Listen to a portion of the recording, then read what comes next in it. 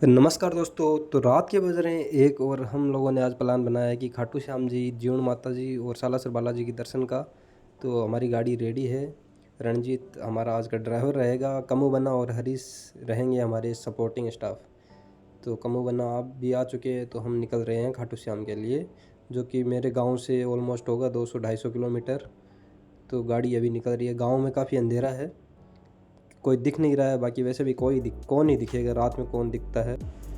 और ऊपर से रात का टाइम है, सड़कें लगभग खाली है, ठंडी हवाएं चल रही है। सच कहूँ तो रात के सफ़र में मज़ा ही कुछ और है। शांति भी है, एक्साइटमेंट भी है और दिल में सिर्फ और सिर्फ भक्ति का एहसास। तो हमारी गाड़ी एकदम ट्रैक पे है। गांव से ज़्यादा दूर नहीं, कम से कम 5 किलोमीटर की दूरी पे अभी तक हम पहुँचे हैं। 70-80 किलोमीटर का रास्ता तय करके हम अभी लगभग सीकर शहर पहुँच चुके हैं। सीकर के बाईपास पे हैं और सीकर बाईपास पे ऐसा लग रहा कहीं ना कहीं हमें ड्राइवर को थोड़ा सा आराम देना चाहिए, क्योंकि रात का समय है और इतना लंबा गाड़ी चलाया है तो थोड़ा रिस्क रहता है। मतलब रिस्क तो क्या क्या ही बोलूँ, लेकिन सही नहीं रहता है। तो इसलिए हम तलाश कर रहे हैं कोई चाय की दुकान। अभी दूर एक चाय की दुकान नज़र आई तो हमने हमारी गाड़ी लगा दी है साइड में और चले पड़े हैं हम बेवफा चाय वाले के पास। और यहाँ पे भी काफ़ी अंधेरा है, ज़्यादा दुकानें भी बंद नहीं है और बाकी कोई ज़्यादा लोग भी नहीं है। तो यही एक दुकान हमें काफ़ी देर ढूंढने के बाद मिली है, जिसका नाम भी काफ़ी यूनिक रखा है इन लोगों ने, बेवफा चाय वाला। तो कमू बन्ना पहले से पहुंच चुके हैं कि कमू बन्ना को तो रणजीत से भी ज़्यादा नींद आ रही थी। कमू बन्ना ने जाके चाय वाले को दे दिया था चाय का ऑर्डर। और दुकान काफ़ी अच्छी थी, यहाँ पे चाउमीन, मैगी, पिज़्ज़ा, जो भी खाने का सामान है वो भी सब मिल रहा था। बाकी भैया ने चाय हमारी बनानी स्टार्ट कर दी। हमने दिए थे 4 कप ऑर्डर, तो भैया ने अच्छे से चाय पत्ती डाल के, हमने बोला भैया एकदम गजब सी चाय बनाना जिससे कि नींद उड़ जाए, क्योंकि हमें अभी बहुत काफ़ी सफ़र तय करना है, हमें 2-3 जगह जाना है।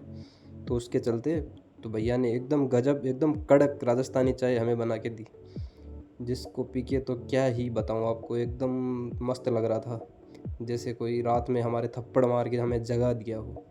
एकदम प्यारी सी चुस्की हमने ली और पहुँचे खाटू श्याम। और खाटू श्याम पहुँचते ही हमें दिखा ये तोरण द्वार, जिस पे लिखा हुआ था श्री श्याम शरणम।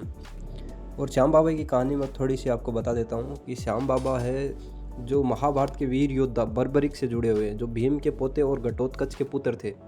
तो वे भगवान शिव के उपासक थे और उन्हें 3 अमोघ बाण प्राप्त थे, जिससे वे हारे हुए पक्ष का साथ देने की प्रतिज्ञा के साथ युद्ध में शामिल हुआ करते थे। और जब महाभारत का युद्ध होना सुनिश्चित हुआ था तो बर्बरिक ने अपनी माँ से युद्ध में भाग लेने की अनुमति मांगी थी। तो माँ को वचन दिया था कि वे हमेशा कमजोर पक्ष का ही साथ देंगे। फिर उनकी शक्ति जानकर श्री कृष्ण भगवान ने ब्राह्मण का वेश धारण किया था और उनकी परीक्षा ली थी। बर्बरिक ने उनको बताया था कि उनके पास सिर्फ एक ही बाण है जो पूरी युद्ध को फैसला करने के लिए काफ़ी है। फिर भगवान श्री कृष्ण ने उनसे उनके शीश का दान मांगा था, तो बर्बरिक जी ने तुरंत अपने शीश काट कर श्री कृष्ण भगवान को दे दिया था, तो इसलिए उनको शीश का दानी भी कहते हैं। फिर कृष्ण भगवान बहुत खुश हुए, उन्होंने उनको वरदान दिया था कि इस कलयुग में हारे का सहारा और श्याम बाबा के नाम से तुम पूजे जाओगे। राजस्थान के खाटू में यह मंदिर, वहाँ के जो राजा थे रूप सिंह जी चौहान, उन्होंने यहाँ पे ये मंदिर बनवाया था। तो अब हम लगभग मंदिर के पास पहुंच ही चुके हैं। तो यहाँ पे हम ले रहे हैं कुछ फूल, मतलब प्रसाद ले रहे हैं, जिसमें फूल है, इत्र है और ये जो अपना मोर पंख है, जो कि ये प्रसाद के रूप में यहाँ पे लिया जाता है चढ़ावे के लिए। गुलाब का फूल और इत्र की 3 डब्बी बोल सकते हैं या बोतल बोल सकते हैं जो रहती है, जिनमें 2 यहाँ पे चढ़ाई जाती है, बाकी 1 घर पे लेके जा सकते हैं, जो अपने घर के मंदिर में अपने को रखनी होती है। बाकी रात का नज़ारा काफ़ी अच्छा है इधर, यहाँ का काफ़ी सारी दुकानें, यहाँ पे सभी दुकानें लगभग ओपन हैं, जिसमें कि ये सब मिठाइयाँ जो भी है, आपको प्रसाद के रूप में जो भी आपको लेना है वो आप ले सकते हो। बाकी हम चल रहे हैं मंदिर की तरफ, क्योंकि हमें करने हैं सुबह के दर्शन, क्योंकि मंदिर की सुबह की जो आरती होती है वो 4 बजे से स्टार्ट होती है। बाकी भीड़ काफ़ी सारी है यहाँ पे, देखते हैं कि दर्शन करने में हमें कितना टाइम लगता है। बाकी कमू बन्ना भी आगे चल रहे हैं। दोस्तों हम मंदिर पहुंच चुके हैं और आप देख सकते हैं कि यहाँ भक्तों की भारी भीड़ है, लेकिन यहाँ का जो मैनेजमेंट है उन्होंने भक्तों के लिए काफ़ी अच्छी सुविधाएं कर रखी है, बहुत ही शानदार इंतजाम कर रखा है। लंबी लाइनें होने के बावजूद भी सब कुछ व्यवस्थित है।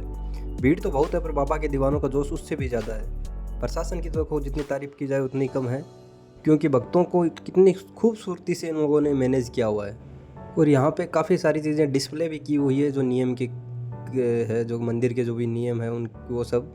बाकी अभी हम ऑलमोस्ट पहुंच ही चुके हैं द्वार के ऊपर, तो यहाँ पे भी बहुत सारे ऐसे बैनर लगे हुए हैं और जो यहाँ की जो मैनेजमेंट टीम है उनके भी पोस्टर लगे हुए हैं। बाकी वो घड़ी आ गई है जिसका हमें इंतज़ार था, अब होंगे बाबा के दर्शन, तो आप भी दर्शन कर लीजिए बाबा के। बाकी मंदिर के ऊपर लिखा है हारे का सहारा, और वाकई में है यही हारे के सहारा ये बाबा जी, क्योंकि बहुत सारी पब्लिक यहाँ पे आती है, अपनी जो भी मनोकामनाएं रहती है वो सब लेके। इसी के साथ सभी भक्त गण है वो दर्शन कर रहे हैं। काफ़ी लोग हैं जो लाइन में लगे हुए हैं, लाइनें कम से कम 10 तो लाइन होगी मेरे अनुसार तो, बाकी तो मैंने इतना ऑब्जर्व किया नहीं कि कितनी क्या लाइनें हैं। बाकी ये देखो मंदिर कितना प्यारा दिख रहा है, ये शायद पत्थर से बना हुआ मंदिर। बाकी इधर भी हारे का सहारा, ये भी एक गेट सा बना हुआ है कुछ, जिस पे भी अच्छे से फूलों से ऐसा लिखा हुआ है। और अंदर का तो अच्छी से लाइटिंग वाइटिंग सब की हुई है, अच्छा टेम्परेचर ऐसा कूलिंग है। बाकी देखो आप करो दर्शन बाबा जी के। ये हमने हमारी जो प्रसाद थी वो यहाँ पे हमने रख दी।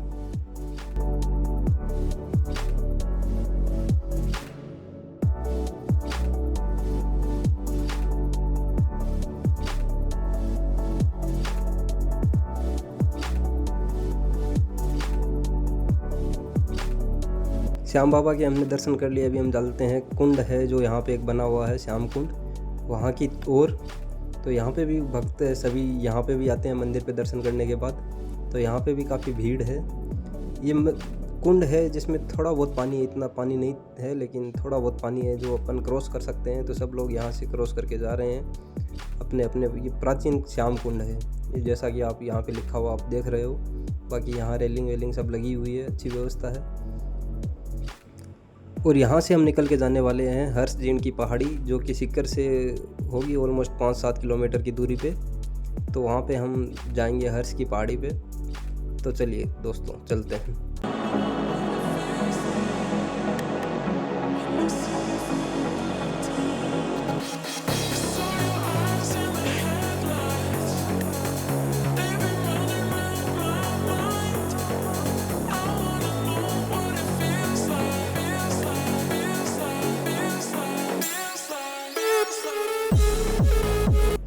हाँ तो चलिए दोस्तों, मैं आपको थोड़ी सी हर्ष और जीण की कहानी भी बता देता हूँ। हर्ष और उनकी बहन जीण बाई हुआ करती थी, उनके बीच गहरा प्रेम था।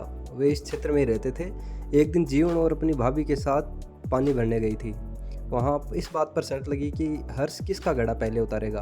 हर्ष ने अनजाने में अपनी पत्नी का घड़ा पहले उतार दिया था, जिससे जीण को लगा कि उनके भाई का प्रेम कम हो गया है। इस बात से दुखी होकर जीण घर छोड़कर अरावली की पहाड़ियों में तपस्या करनी चली गई थी। जब हर्ष को अपनी गलती का एहसास हुआ तो वो भी उन बहन को मनाने के लिए उनके पीछे पीछे आ गए।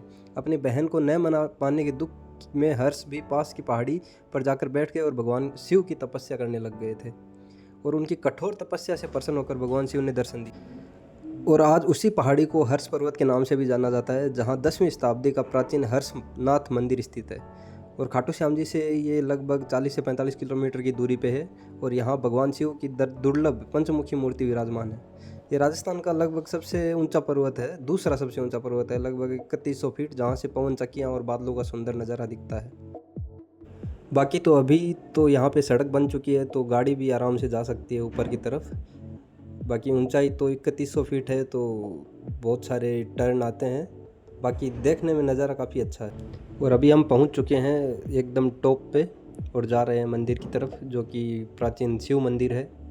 वो काफ़ी सुंदर दिख रहा है, यहाँ से नज़ारा काफ़ी अच्छा है। आसमान भी एकदम साफ़ नज़र आ रहा है।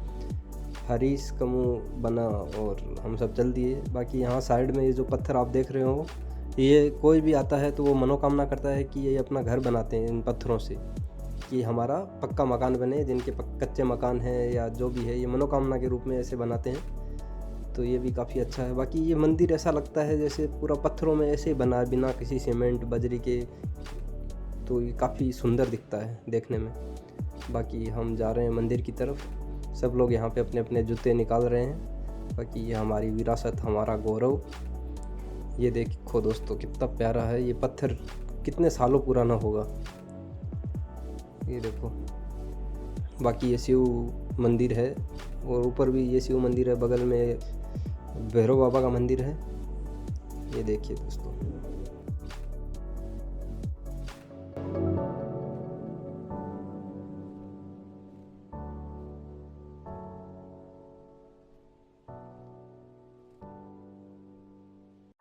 सामने वो पवन चक्कियाँ दिख रही है। अभी हमने यहाँ पे भैरव बाबा के दर्शन किए थे और दर्शन करके हम जा रहे हैं ऊपर की तरफ, क्योंकि ये एक गहरी गुफा थी। गुफा के अंदर ये जो मंदिर बना हुआ है, और मंदिर से हम आ रहे हैं बाहर की तरफ। और देखिए ये यहाँ का फर्श भी पूरा पत्थर से बना हुआ है। काफ़ी पुराना है ये मंदिर।